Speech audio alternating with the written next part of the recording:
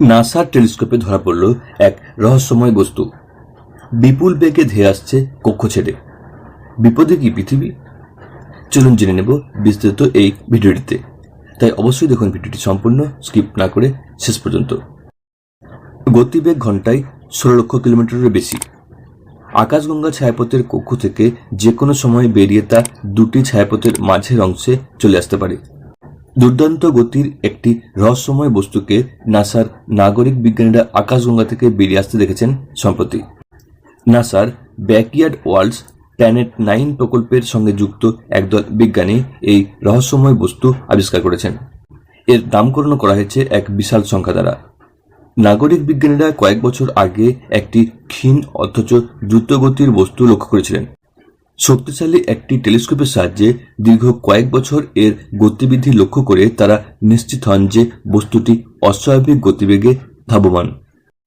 CWISCJ-1249 নামের এই রহস্যময় বস্তুটি প্রতি ঘন্টায় প্রায় 16 লক্ষ কিলোমিটারের বেশি পথ পেরোচ্ছে বলে জানিয়েছে নাসা। এই উল্লেখযোগ্য আবিষ্কারের জন্য নাসা তাদের প্রকল্পে যুক্ত নাগরিক বিজ্ঞানীদের বিশেষভাবে ধন্যবাদ জানিয়েছেন। এই নাগরিক বিজ্ঞানী কারা? এরা সাধারণ নাগরিক। যে কোনো নাগরিক, গবেষক, বিজ্ঞানী অথবা বিজ্ঞান নিয়ে পড়াশোনা করে যে কেউ এই প্রকল্পের আওতায় আবেদনে অংশগ্রহণ করতে পারেন।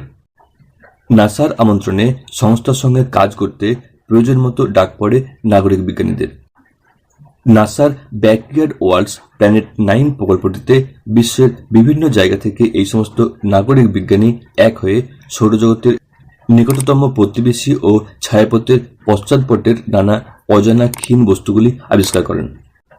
নবম গ্রহ হিসেবে প্লুটো নিজের কৌলিন্য হারাবার পর ধারণা করা হয়েছিল সৌরজগতের বাইরের অঞ্চলে অন্য কোনো একটি কাল্পনিক গ্রহ থাকতে পারে, যাকে সাধারণত প্ল্যানেট 9 নামে ডাকে নাসা। এই গ্রহটি কোথায় আছে সেটি খুঁজে বার করার জন্যই এই ব্যাকওয়ার্ড ওয়ার্ল্ডস প্ল্যানেট 9 প্রকল্প। ইনফ্রারেড আলোয় তোলা মহাকাশের যে ছবি নাসার হাতে ছিল, ব্যাকওয়ার্ড ওয়ার্ল্ডসের নাগরিক বিজ্ঞানী মার্টিন কাবাটনিক, থমাস পি বিকল এবং ড্যান ক্যাসেলডেন সেগুলি জুড়ে একটি ক্ষীণ দ্রুত গতিশীল বস্তু দেখতে পান। বস্তুটির ভর কম থাকায় একে বাদামি বামন গ্রহের পর্যায়ে ফেলা সম্ভব হয়নি। বিজ্ঞানীরা মনে করছেন এটি সম্ভবত ছায়াপথের সবচেয়ে প্রাচীন বস্তু অথবা নক্ষত্রের প্রথম প্রজন্ম। নাসার পর্যবেক্ষণ কেন্দ্র থেকে প্রাপ্ত তথ্য বলছে বাদামি বামন গ্রহের তুলনায় অনেক কম লোহা এবং অন্যান্য ধাতু এতে রয়েছে। সাধারণ বাদামি বামন গ্রহ বিরল নয়। ব্যাকইয়ার্ড ওয়ার্ল্ডস প্ল্যানেট 9 স্বেচ্ছাসেবকরা ইতিমধ্যেই 4000-এর বেশি বাদামি বামন গ্রহ আবিষ্কার করেছেন, কিন্তু এদের মধ্যে কেউই ছায়াপথ থেকে বেরিয়ে আসার চেষ্টা করেনি বলে জানিয়েছে নাসা। বেশিরভাগ পরিচিত গ্রহ নক্ষত্ররা শান্তিপূর্ণভাবে আকাশগঙ্গার কেন্দ্রকে প্রদক্ষিণ করে। নাসা মনে করছে মূলত শক্তিশালী সুপারনোভা বিস্ফোরণের ফলে আরও একটি সাদা বামন গ্রহের সঙ্গে জন্ম নিয়েছিল CWISCJ-1249। আর একটি সম্ভাবনার কথাও নাসা জানিয়েছে। গ্লোবিউলার ক্লাস্টার নামের নক্ষত্রপুঞ্জের সঙ্গে একজোড়া কৃষ্ণগহ্বরের সংঘর্ষ থেকেও সৃষ্টি হতে পারে এটির। নাসার জ্যোতির্বিদ্যা এবং জ্যোতির্পদার্থবিদ্যা বিভাগের গবেষক কাইল ক্রেমার জানিয়েছেন, একটি নক্ষত্র ও কৃষ্ণগহ্বর মুখোমুখি হলে তৈরি হয় জটিল গতিশীলতা। এটি নক্ষত্রটিকে ক্লাস্টারের বাইরে বার করে দিতে পারে। এইভাবে প্রচণ্ড গতিতে ছায়াপথের বাইরে বেরিয়ে আসতে চাইছে এটি।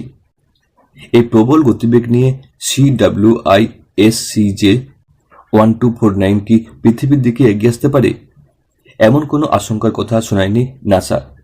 তবে নতুন আবিষ্কৃত বস্তু নিয়েও আবার নিবিড় গবেষণার প্রয়োজন রয়েছে বলে জানিয়েছে তারা।